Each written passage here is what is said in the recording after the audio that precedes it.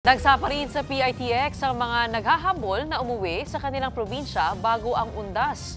Tiniyak ng pamunuan ng terminal na may mga nakahandang bus sakaling kulangin. Live mula sa PITX sa frontline ng balitang yan, si Faith Del Mundo. Faith, may mga pasahero pa ba dyan? Yes, Gretchen, dahil ngayong araw, yung huling araw ng trabaho, kaya naman dagsa yung bilang ng mga pasahero dito sa PITX o Parañaque Integrated Terminal Exchange. At sa mga oras na ito ay patuloy pa nga rin yung pagdating ng mga pasahero. Pero kumpara nga kahapon, mas madami yung pasahero ngayong araw pero hindi pa naman siksikan. And as of 10 p.m., nasa 187,000 na yung bilang ng pasahero dito sa PITX.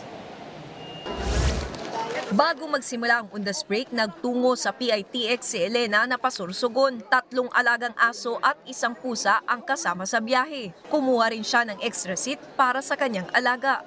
Wala po kasi mag-aalaga dito kasi may mga trabaho po yung anak ko. Balik-balik po. Kung nasaan po ako, kasama ko po sila. Prepare ko po yung mga kanilang kailangan po para sa travel, hindi po sila mangamoy po ba.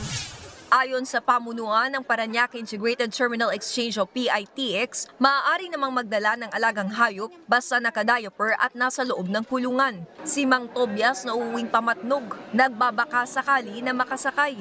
Nais daw niya sanang makadalaw sa sementeryo at maipagdiwang ang kanyang kaarawan sa ADOS. Akala ko mayroon ditong pwede mag-receive sila kagad ng ticket. Wala pala, kailangan pala talaga booking. Paano yan, sir, na hindi nakapag-advance? Di balik na lang. Pwede pa naman ako bukas dahil di ba 31 ngayon. Kaya pa naman habulin yan. Na lang ako ng mayroon naman mga close van.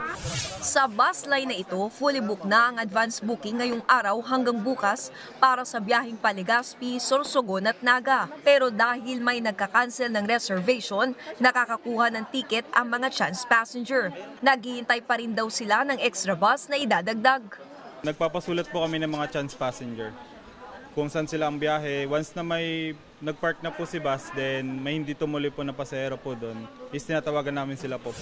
Pagtitiyak naman ng pamunuan ng terminal, marami naman daw ang extra trips na nakaredy sakaling kulangin.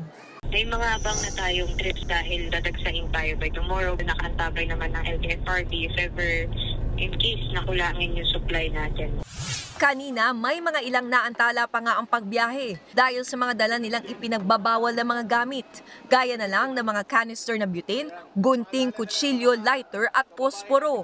Nagpaalala ang pamunuan ng PITX na iwasan ang pagdadala ng mga bagay na mabilis lumiyab at mga bagay na matalim. Nagpapatuloy naman ang mga random drug test sa mga transport terminal. Higit 1,200 na mga public utility vehicle driver ang ipinatest mula sa Zamboanga City, Dipolog City, Pagadian City at Ipil, Zamboanga, Sibugay.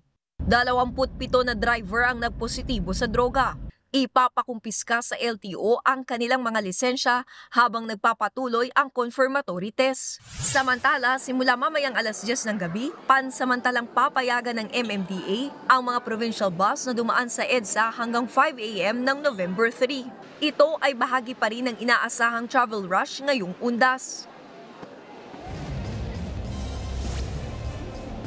Gretchen, paalala nga ng pamunuan ng PITX sa mga pasahero na bibili ng ticket o yung mag-chance passenger at mag-walk-in pa lamang na dumiretso na lamang doon sa ticketing booths at iwasan nga yung mga nag-aalok ng mga masasakyan na kolorum na sasakyan para na rin ito sa inyong kaligtasan.